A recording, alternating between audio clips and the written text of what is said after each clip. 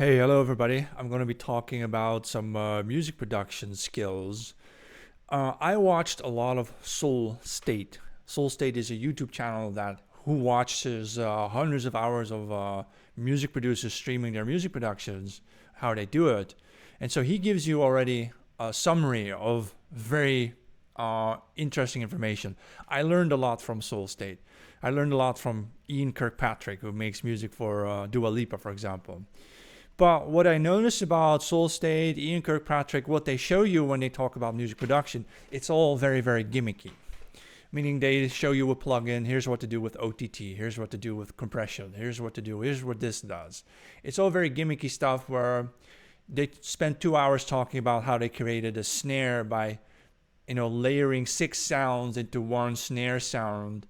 And this, I think, is very useful for those producers who care about the nitty gritty.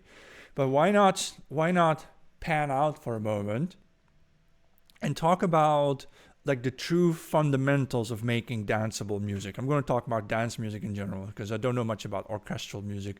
Though nowadays with the contact libraries, almost everybody can start composing orchestral music, of course, right? But what I have on screen here is the 3 dimensions of music. Frequency.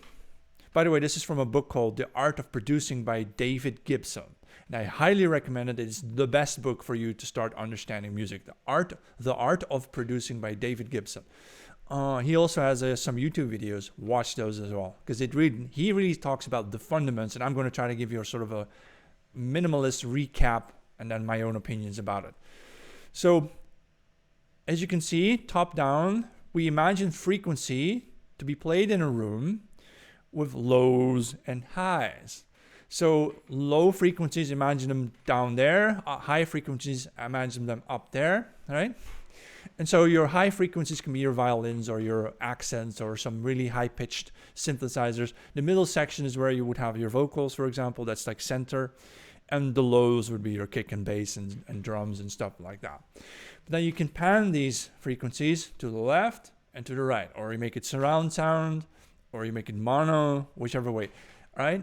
And then you have your volume in the sense of how loud is your instrument, how loud is your sound. If it's further in the back, it's not going to be as loud. And if you want to have, usually when you have vocals, the vocals will be, pop vocals especially, will be right in front of your face, right? But when you put sounds in the back of the room that you're seeing over here, you are going to generate echo. The sound is going to bounce off the walls. You're going to generate some reverb and delay. So in fact, if you're working with music in pop music, the whole point of adding reverb or delay to your sound is to make it sound as though it's coming from further back. So when I make a trance song, and I have, for example, a very big synthesizer saw sound, and I want it to sound really big, as though we're playing at a festival in a warehouse or something. I will add reverb and some delay, some echo to it to make it sound as though it's coming from further back, as though it's a way bigger sound. I suppose I can give you a little demonstration of that. Let's see if I can switch to. I have to switch off window. All right.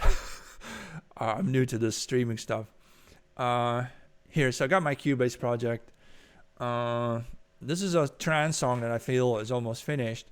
Now I have this massive trance sound on it. Single it out for you. And of course I have delay and reverb on this thing. So it sounds further away. Otherwise, see? I don't know if you can hear the difference. When I turn back on,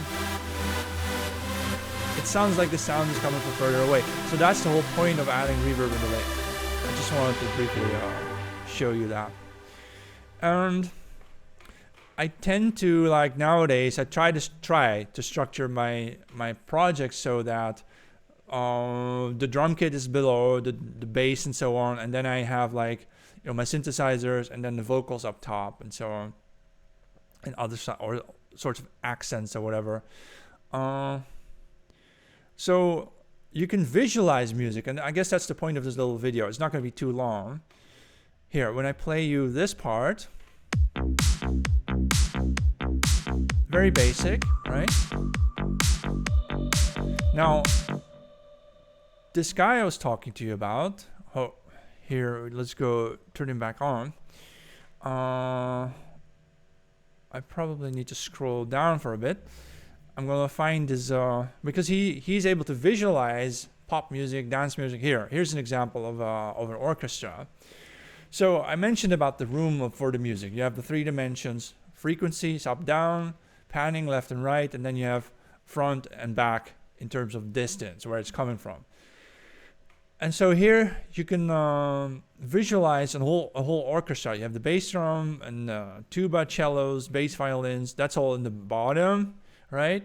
But it's a bit further back because bass waves travel further. That's probably the reason why in a real orchestra, when you go to the opera or when you go to a concert hall, the bass instruments are in the back because they travel further anyway, right? And then you have your violins. These are higher notes and so on. Up top, triangles, as you can see. So you can do the same thing with pop music. That's my point. Let's see if I can find a better image of it. Like I said, you should definitely read this book because it helps you visualize music, and that helps you really solve a lot of problems in your mixes. Like, why is my mix muddled? Well, you have too many bass sounds together in the bottom. Or why is my mix, unhinged or unbalanced? Maybe you got way too much reverb on every instrument, and you gotta like have some instruments have reverb so you can basically put them behind your other instruments. All right. Same with panning. I think in pop music, generally, I wouldn't pan the instruments. I keep the instruments in the center, but I will have melodic elements around that. Well, here's another example of. Well, imagine this image. Hold on, just checking. Imagine this image is like, say the orange big blob is like a vocal or something. The blue blob is your kick and your bass, and then you have some other melodic elements or instruments around that working together. So the whole thing that I learned producing music so far, the most important lesson is that if ever my music is, I got a melody, I got a bass, I got a rhythm, I got vocals, and for somehow it just doesn't sound right, and then I fix the sounds and it still doesn't sound right. Right? The reason is you haven't thought about the distribution of your sounds in this room. So again, imagine your song is a room, or your song is playing in a room, and in that room, you will want to make sure that the instruments are properly or appropriately arranged in that room. So you want to have your vocals front and center, usually. You want to have your synthesizer sounds a bit further in the back, so you give them a little bit of reverb. You want to have your instruments, your bass and your kick down below, all right? And the bass and the kick, they will be very loud in pop music, right? You wouldn't normally put a reverb on your kick, though you could do that. Some techno songs have reverbs on the kick and so on, right? But when you do that, the kick will sound like it's coming from further back. If that's the effect you're trying to achieve, then go and do that. I noticed then that the most important plugins I use are simply equalizers. I use Cubase stock plugin Frequency. I use it so that if I have several sounds that all have a lot of bass, but don't need to have a lot of bass, I will remove it. For example, if I have a kick and a bass drum, right? A kick bass, a bass sound, bass synthesizer. And then I have another sound that I want to have playing, but it also has a low end. I will simply use the equalizer to cut the low end of that instrument. So what you're doing is you're sorting your sounds in the room, as you can see in the picture, in such a way that there is, only interference when you want there to be interference. Sometimes you want a certain synthesizer sound to sound very clearly separately from the other sounds, and then you may need to work with the equalizer, or you may need to pitch one sound an octave down or another sound an octave up. You may also experiment with moving things out. For example, say you have 3 synthesizer sounds, you want to play them all together because it sounds well melodically. But it's like a mess in terms of the sound. You may need to like move one of these sounds further to the left, pan another one further to the right to separate them that way.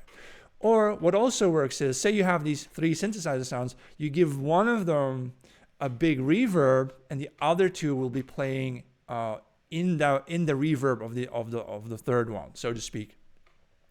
So that you move one synthesizer sound further back with the reverb or delay, and the other 2 sounds will be more closer to you, more to the front of you, right? Or you could then even pitch one of those an octave down. And so the whole point is a good music production has all the sounds you want in it, but there's room for them. There has to be room in this room.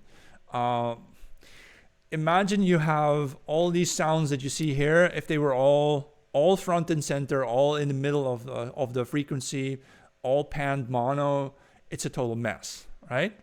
It's a wall of sound. Here's a good example where you see these blobs, these spheres represent instruments or sounds, right? And so maybe the orange thing is your kick, and the purple thing is your bass. And then you have some synthesizer sounds around it, but you see they're panned a little bit to the left, a little bit to the right. Some things have higher frequencies than others, right? So the point is to take all the instruments that you want to use and make sure that there is room for them by moving them, panning them left or right, giving them reverb or less reverb, or none at all, giving it surround or mono. What often works for me is that I have 2 synthesizer sounds, they play together, but you can't hear the difference, like which is which. What I do is I give one of them a surround effect, and then the other one will be closer, will be more in the center. The other one is going surround. All of a sudden it sounds perfectly. It sounds perfectly because I've moved things out of the way. Let's see if there's some more here. Here's a wall of sound example where you have the problem where too many sounds are occupying the same space in terms of distance, frequency, right, and panning. But it may work. In some cases, it actually works. This big, let's see, this purple oval thing in the center could be strings that are occupying a whole sphere there. So it could be very ambient sounds, for example. And it might still work. That's how orchestras work, right? If you have this big orchestra with 50 instruments playing, you can have that wall of sound, but if every instrument is kind of tailored and positioned correctly in the room, it may actually still sound really nice. I think this could be, for example, a heavy metal song where you have several guitars, but they're panned, right? They're panned. There's a bass guitar and there's a kick drum, right? And then you can have some violins in the front. And so you have a whole wall of sound, but it can still work well together because you are paying attention to where you position the sound in the room. So like I said, if you're making a new song, a new track, could be a techno song, trance, or pop song, doesn't matter. You have to imagine the song is a room, and you place your sounds in that room. Usually you want to have the kick and the bass dead center, right? Vocals in the middle and in your face. Usually you can have background vocals. That's what background vocals are. And for background vocals, you would give them reverb. So that's the whole point of reverb. I told you, it puts the sound further in the back, right? And so on and so forth. And so when you just pay attention to how you place your sounds in that room, your mixes will sound so much better. Your music will be a lot better. It will be more pleasant for people to hear it, because when they put it in their ears, in their earphones, their earbuds, they will hear your different sounds. It's not going to be one stream of noise. It's going to be, hey, wow, there's like this, you're listening. It's strange. Maybe this is strange to think of sound or music as a room, but it is. When you put your headphones on, you're listening to music, what are you doing? It's as though you're in another room. You can close your eyes, you're in another room, and there's sounds going on. There's this violin over here, there's claps over here. For me personally, for trance music or so, I would keep my claps and my hi-hats usually just in the center. But I'll have the synthesizers go all around it. Some synthesizers I will pan them to the left or right. So others will be surround sound. Some will have reverb to place them further in the back. And so I can play 5, 6, 7 different synthesizer sounds all at once. But because I pay attention to how I position them in terms of the frequency as well, I'll have synthesizers with low notes. And then of course there's a problem. What if I have a bass synthesizer that needs to play at the same time as a bass drum and a kick and so on? Well, in that case, you can cut the sounds. Deadmau5 speaks about this. You can have a kick that is so loud and long that it spans the whole bar, like dun, dun, dun, right? Or you can cut that kick and make it dut, dut, dut, right? And when you cut them, what are you doing? You're leaving more room in the room, right? Then you leave more room for your bass synthesizer sounds to sound through in between basically the kicks or in between your basses. And here, this is why you use side chaining. That's the easiest way to do it nowadays with Cubase or Fruity Loops or something or some other program. You use side chaining again to get one sound out of the way of another sound. So if you have a bass sound and another synthesizer that has a lot of bass, you can decide which one do you want. Usually you want to keep the bass that goes between the kicks, right? You keep the bass and then you make sure that you duck the bass sound of the synthesizer and you use the side chaining for that.